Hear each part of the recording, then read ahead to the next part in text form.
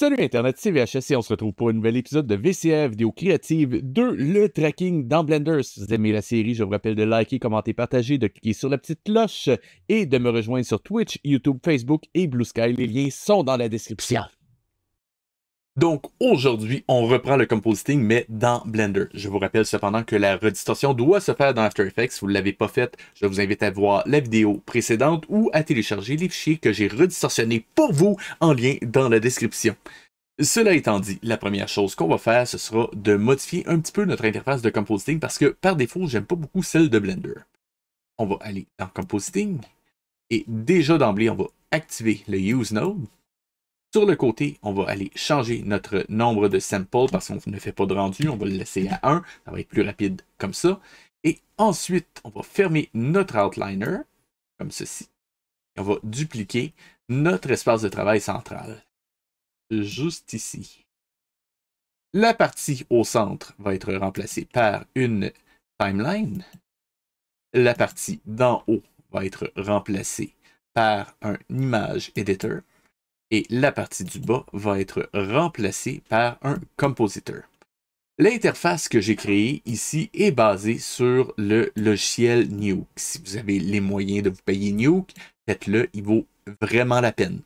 Cela dit, il est relativement cher et il ne faut pas le pirater parce que leurs avocats sont excessivement chatouilleux.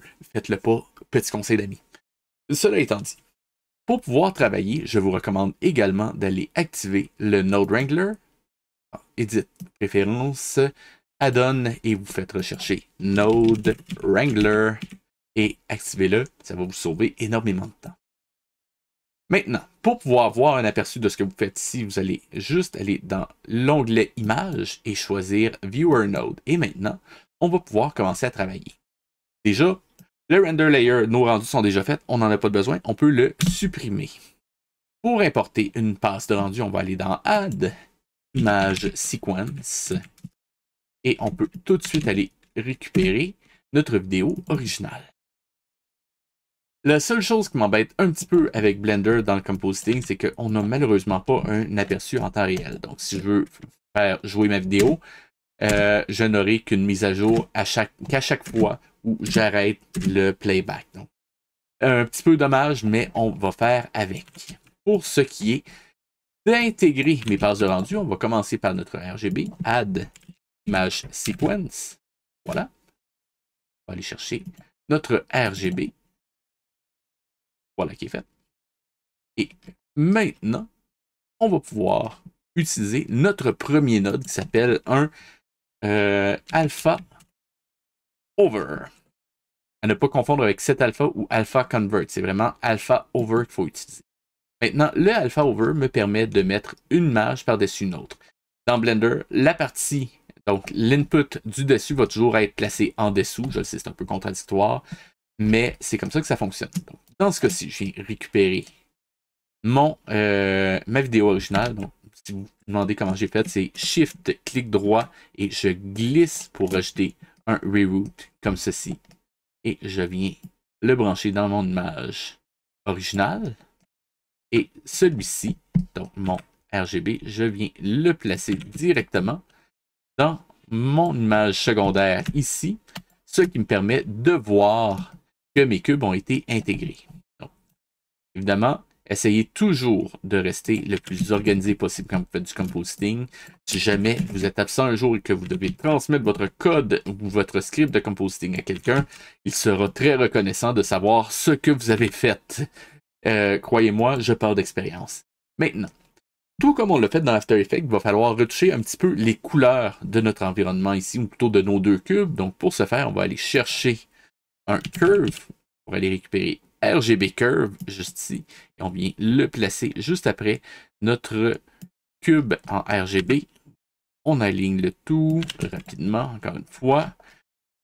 Croyez bien, ça a l'air d'être une perte de temps comme ça, mais quand vous vous retrouvez avec des scripts qui font 1200 nodes à être organisés, ça peut faire énormément de bien. Donc, cependant, pour pouvoir voir nos channels de façon séparée, ici, le plus simple, c'est d'utiliser quelque chose qui s'appelle Separate Color. Donc, j'ai cherché un node Separate Color et je le mets à la fin. Maintenant, je vais passer directement de rouge vert à bleu. Et à partir de là, je peux déjà commencer à faire mon intégration. On va commencer par le rouge. Donc, je choisis le channel rouge. Dans ce cas-ci, on n'est pas super loin. Je pense qu'à la limite, contrairement à ce que je disais la semaine passée, je crois que de base, le rouge est correct. On va passer au vert. Le vert est peut-être un petit affaire trop lumineux, donc on peut peut-être le baisser un tout petit peu. Ah, quelque chose comme ça, je pense que ça le fait. Pour ce qui est du bleu, là, comme d'habitude, c'est surtout qui est beaucoup contrasté. Je peux augmenter les contrastes comme ceci. Ça devrait être pas trop mal. Peut-être un petit affaire trop foncé. Chose comme ceci. Et maintenant, comme d'habitude, on va revoir l'original. Dans ce cas-ci, comme la semaine dernière, j'ai surcompensé avec le bleu, donc on peut essayer de l'atténuer un petit peu. Chose intéressante, j'ai pas pensé à le dire la semaine dernière, mais vous pouvez aussi jouer avec le facteur pour diminuer l'impact de votre compensation, mais je préfère généralement avoir des curves clean qui me donnent directement le bon résultat. Ça évite les problèmes sur le long terme.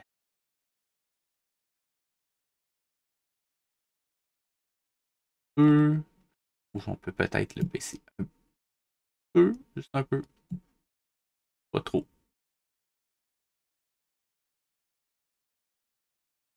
Et je pense que là, on n'est pas trop mal. Pas parfait à 100%, mais vous pourrez prendre le temps de bien modifier vos couleurs quand vous ne serez pas en train de faire une vidéo pour Internet. Dans ce cas-ci, je pense qu'on est quand même pas trop loin. Donc, on a intégré notre RGB. On va pouvoir passer à la prochaine étape, qui est évidemment de blurrer un petit peu notre RGB. Donc, comme dans After Effects, on a le node qui s'appelle Blur, oui, Blur, voilà. Et dans ce cas-ci, on vient lui donner une valeur de 2.5. Je rappelle de la valeur que j'avais donnée.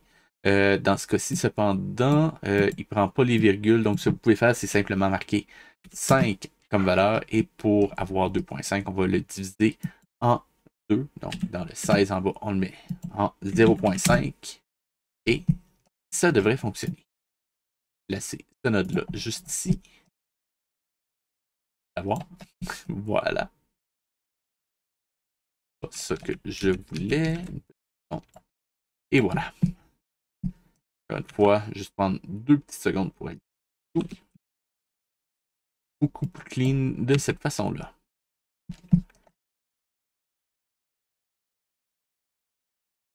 Et voilà.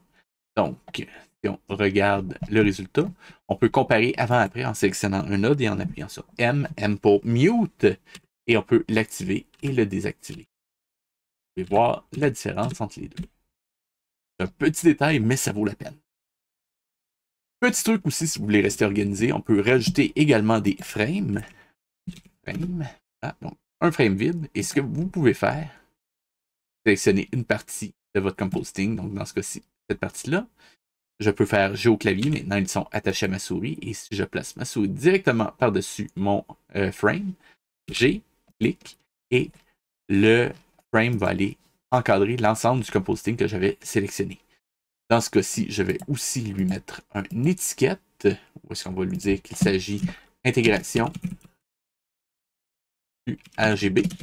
Comme ça, je sais ce que cette partie-là de mon script va faire. Voilà qui est fait.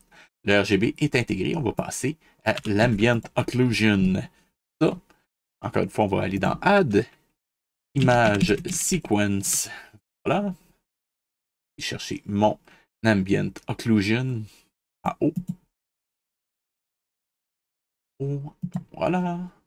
Et on peut directement en, cette fois-ci, Mix Color. Parce que comme celui-là, il n'y a pas d'alpha, on peut simplement merger les couleurs. Bien, brancher de base mon compositing qui sort de l'intégration de mon RGB. On rajoute mon Ambient Occlusion en dessous. Et on vient choisir produit. C'est mieux de le choisir correctement. Donc, le Multiply. on CTRL-SHIFT-CLIC pour voir le résultat. Et exactement comme dans After Effects, ça assombrit l'ensemble de mon image. C'est pas bon. On va donc aller chercher un level et aller le brancher directement ici. Pas un level, je m'excuse, c'était un color ramp dans After Effects. Dans Nuke. Je veux dire, dans Blender. Trop de logiciels. Donc, plus sérieusement, on va brancher ça comme ça.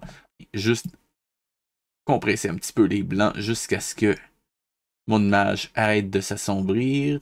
Et on est bon. Voilà qui est fait. Cependant, comme on a flouté un petit peu mon RGB, on va également flouter mon Ambient Occlusion en sélectionnant le bleu et en le copiant-collant juste à côté ici. Et voilà qui est fait. On a intégré l'Ambient Occlusion. On va pouvoir passer aux prochaines étapes. Une fois, en quelques petites secondes, juste pour aligner l'ensemble de nos nodes.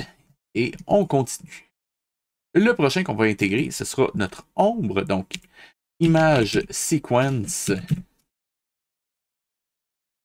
Et récupérer shadows. Port. Et voilà qui est fait. Celui-ci va aller se placer avant notre RGB. Et je l'ai oublié de faire mon frame. Ah. Cette partie-là. Ah. Et on lui donne un petit étiquette amicale qui dit que ceci est intégration de là-haut. Voilà qui est fait. Pour notre ombre, ce que je vous recommanderais de faire, on va aller utiliser un RGB qui est l'équivalent d'un solide dans After Effects et on peut aller récupérer, exactement comme on l'a fait dans After Effects, la couleur de l'ombre qui est en arrière-plan juste ici. Voilà qui est fait. Maintenant, pour composer notre ombre, ce que je vais faire, je vais utiliser un node qui s'appelle Set Alpha. Maintenant, je peux récupérer le RGB de mon RGB, sans mauvais jeu de mots, et récupérer l'alpha de mon ombre. Et si je regarde le résultat, ça me donne une ombre que je vais pouvoir intégrer directement. Cependant, dans le cas de Blender, ce que je vous recommanderais de faire, on va le mettre en multiply et non pas utiliser un alpha over. Je vais mes trucs une petite seconde.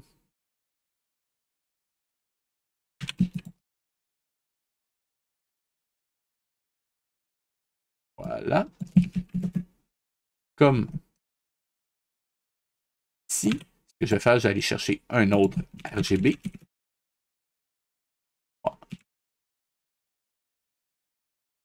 Je vais le mettre en blanc et je vais aller chercher un alpha over pour mettre mon ombre sur mon arrière-plan blanc, ce qui me donne ceci. Et c'est le résultat que je vais mettre en Mix Color et en Multiply. Une fois, on prend le temps de bien ranger au fur et à mesure.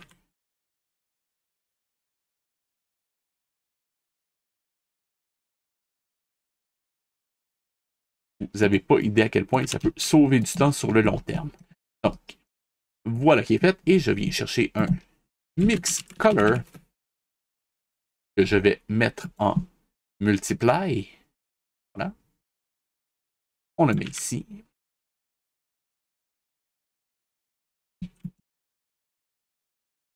Et l'intégrer à mon arrière-plan. On branche ça ici. Et normalement, mon ombre est, pour ainsi dire, terminé. Il va me rester à le peaufiner et à corriger la couleur. On l'a déjà fait dans After Effects. Ça ne devrait pas être très compliqué. Regardez le résultat. On est quand même relativement proche. L'ombre est peut-être un petit peu désaturé et un petit peu trop pâle. On va corriger ça. Et pour ce faire, je vais simplement aller chercher un Hue Saturation Value. C'est le même effet qu'on a trouvé dans After Effects. La seule petite différence dans ce cas-ci, ce sera que ça va fonctionner par les nodes. Ça va avoir l'air un peu con comme ça, mais ça va aider énormément.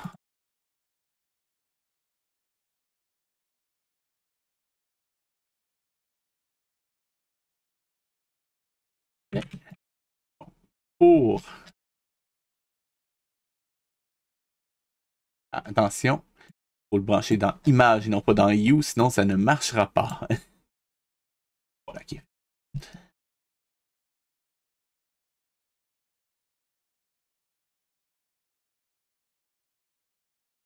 Dans ce cas-ci, il manque un petit peu de saturation. On peut le mettre plus haut.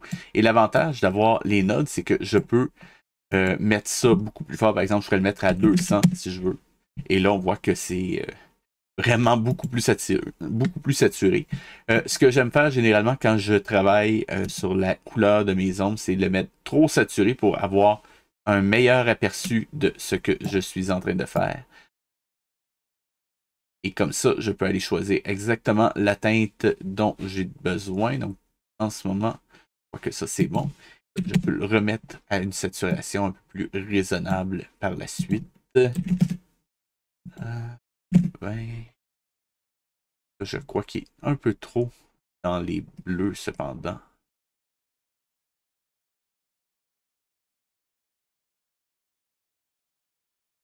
Là, je pense qu'on n'est pas trop mal.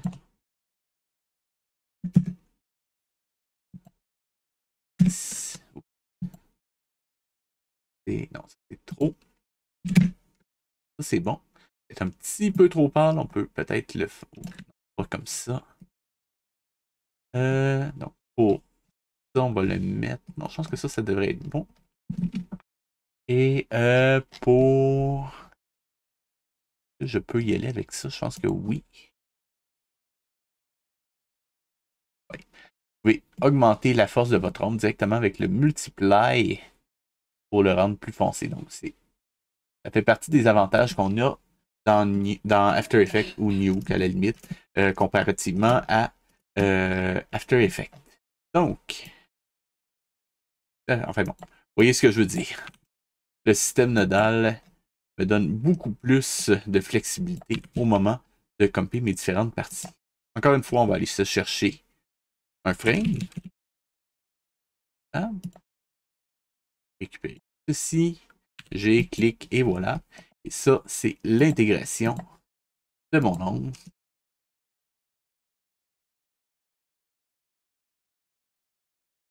Et voilà qui est fait. C'est vrai que je pourrais également, au besoin, rajouter aussi un tout petit peu de blur peut-être. Donc, on va aller chercher blur. Voilà. Le mettre juste ici. On prend juste 2 petites secondes pour tout aligner. Comme c'est mon ombre, je peux la mettre un peu plus floue que le reste. Donc, je dirais que celle-là, je vais la mettre à 3 ou 4 de flou. Ah, petit point aussi pour le blur. Ceci est la taille de base de votre ombre. Donc, si je le mets par exemple à 10, donc ça va dire que mon ombre a un flou de 10 en horizontal et 10 à la verticale. Et ceci est un peu un multiplicateur. Donc, si je le mets à 25, ben, ça fera 25 fois le flou que j'ai marqué ici. Parce que si je le mets à 4, je le mets à 1, ben, j'aurai un flou de 4 pixels par 4 pixels. Vous posez la question, c'est comme ça que ça fonctionne. Maintenant que c'est fait, on va passer à l'intégration de mon Relight. Donc, Add Image Sequence. Voilà. Chercher mon Relight. Et voilà, on va le mettre entre mon ombre et le reste de mon com. Dans ce cas-ci, c'est excessivement simple. On va simplement aller se chercher un mix color. Voilà. On va pouvoir mettre en add. Et on se rappelle que pour cette passe-là, on ne doit pas, je dis bien, on ne doit pas flouter notre passe de rendu parce qu'on a des détails qui viennent de notre vidéo qui sont à l'intérieur et ça fait très mal d'aller les flouter. Ah. On peut l'intégrer au reste du comp. Et voilà qui est fait.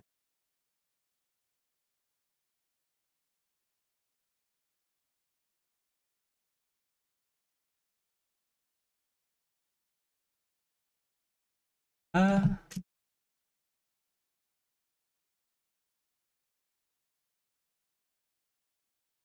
Et voilà.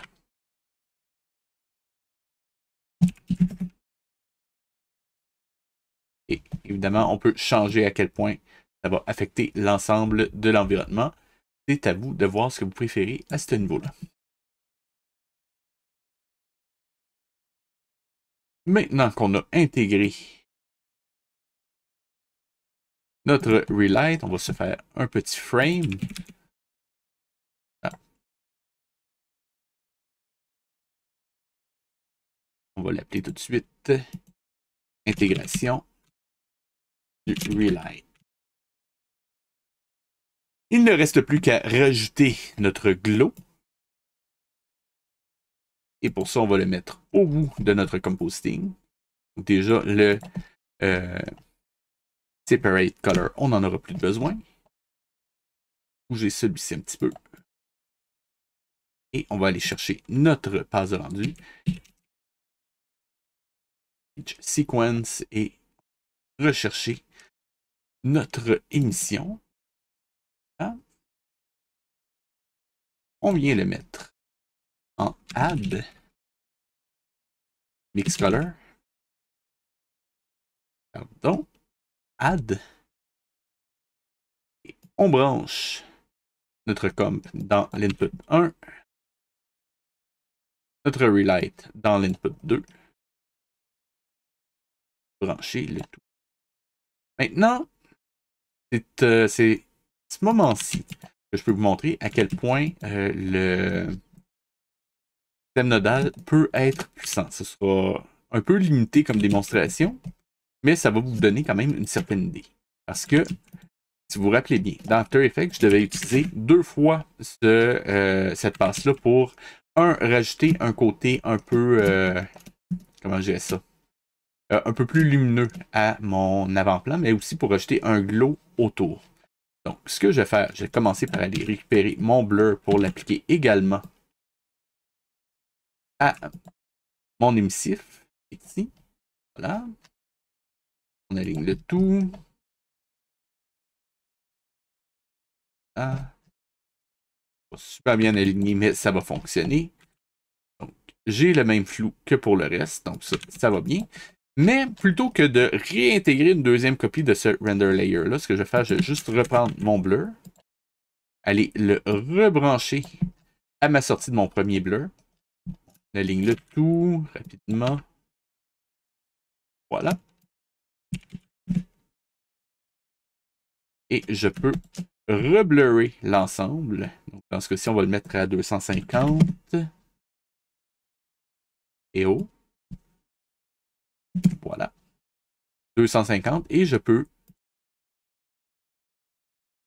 jouer sur son flou. Donc, il va y avoir d'intéressant ici. C'est que, comme j'utilise tout le temps le même node pour rajouter non seulement le côté lumineux de mon objet, mais aussi son glow, eh bien, je peux maintenant, si je veux, changer la couleur automatiquement des deux en même temps, par exemple.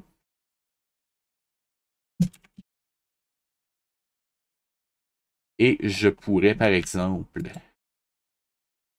il va être un petit peu trop, on va le mettre à 0.5 ici et 0.5 ici. Ça devrait le faire. Et je pourrais, par exemple, bon, là, ce sera peut-être pas une super bonne idée, mais ça va vous donner quand même une idée. Dire que, ben, en ce moment, je trouve qu'il n'est pas assez saturé, bien, je pourrais décider d'aller rajouter un Hue Saturation directement dessus, et ça va appliquer non seulement à la couleur de mon émissif, mais également au glow qui est autour. Donc, si j'augmente sa saturation, je vais mettre vraiment très fort pour le voir. Donc, maintenant, on voit que c'est vraiment un vert bien radioactif qui est visible sur mon résultat. Voilà qui est fait. Donc, évidemment, je pourrais continuer à retravailler mon com, mais je me retrouve en ce moment exactement avec le même type de résultat que j'ai été recherché dans After Effects. Il y aura peut-être quelques variations, entre autres en termes de colorimétrie, mais ça, c'est parce que j'ai fait des choix différents d'un point de vue artistique, j'ai été dans une autre direction. C'est normal qu'il y ait des variations d'un comp à l'autre. L'important, c'est que ce soit cohérent en tant que tel. Dans ce cas-ci, je crois que ça tient la route et on peut maintenant faire notre rendu. Donc, pour faire le rendu d'un compositing, vous voyez, le node de compositing qu'on a gardé de côté tout le long de notre projet, eh bien, c'est maintenant qu'il va être utile parce qu'il faut que je connecte la sortie et c'est lui qui va me permettre de faire mon compositing directement à partir de mon rendu et ça va l'envoyer. Où est-ce que ça va l'envoyer? Ça va l'envoyer dans l'adresse qui est indiquée dans ma sortie ici. Si jamais vous préférez, vous pouvez aussi, si jamais vous préférez, vous pouvez également utiliser un autre node qui s'appelle le file output, hein, qui va permettre de son côté d'entrer directement à l'endroit où vous allez sauvegarder vos frames. Voilà. Dans ce cas-ci, on va aller le chercher. Là, on va aller le mettre dans top.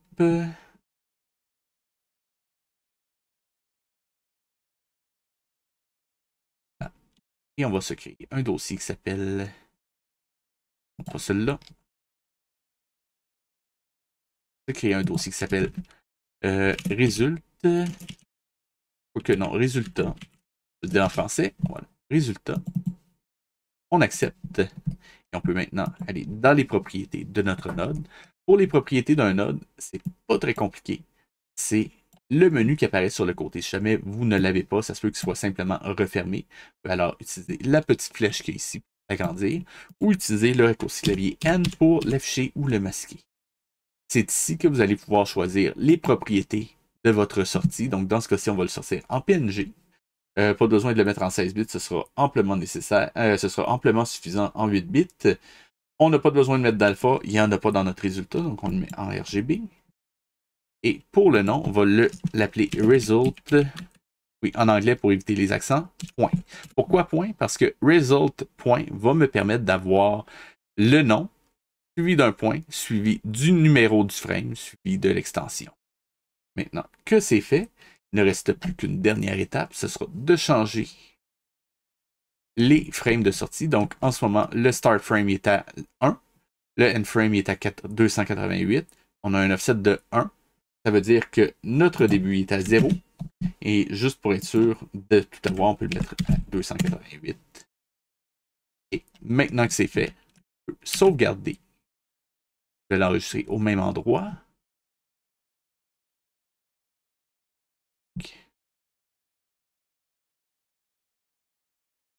On l'enregistre ici. Et on a notre script de compositing qui a été fait au grand complet. Je vais juste monter ces deux-là un petit peu.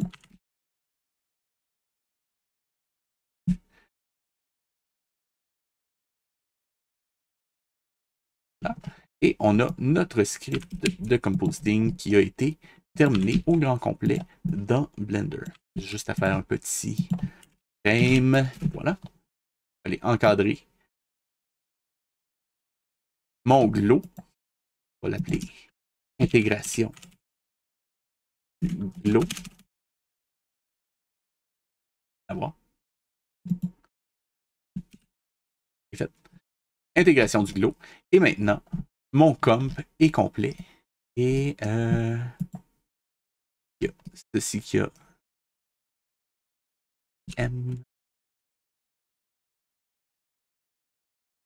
Si jamais vous vous retrouvez dans cette situation-là avec des parties qui n'auraient pas dû être intégrées, vous pouvez simplement sélectionner les parties que vous voulez enlever de votre frame, Alt-P, et ça va fonctionner. A few moments later. Donc, maintenant que j'ai réparé le petit problème avec mes frames, maintenant, mon script de compositing est complété. Je vais vous l'afficher pour que vous puissiez le voir en entier. Si jamais vous voulez l'avoir en référence et de compactifier un petit peu. Bon, le voir le plus grand possible. Voilà. Voilà. Voici à quoi ça ressemble. Et pour sortir le résultat, donc on se rappelle qu'on a changé le nombre de frames. On va aller dans Render et simplement choisir Render Animation et le rendu sera en cours. Vous voyez donc le résultat qui s'affiche à l'écran et vous avez réussi à faire votre comp dans Blender et un petit peu dans After Effects. Évidemment, il y a beaucoup plus de nodes disponibles dans Blender. Je ne vais pas les passer au complet et vous pouvez même en créer des nodes. Vous pouvez même créer des nodes personnalisées. D'ailleurs, j'ai mes nodes personnalisées que vous pouvez avoir via mon Patreon. Petit rappel en passant. Donc, éventuellement, je vais faire une vidéo sur l'entièreté des nodes de compositing dans Blender, mais pour l'instant, ça fait le tour de ce que je voulais vous présenter. C'est ce qui termine l'épisode de cette semaine. Si vous avez aimé, je vous rappelle de liker, commenter, partager, de cliquer sur la petite cloche et de me rejoindre sur Twitch, YouTube, Facebook et Blue Sky. Les liens sont dans la description. C'était VHS et je vous dis à la semaine prochaine.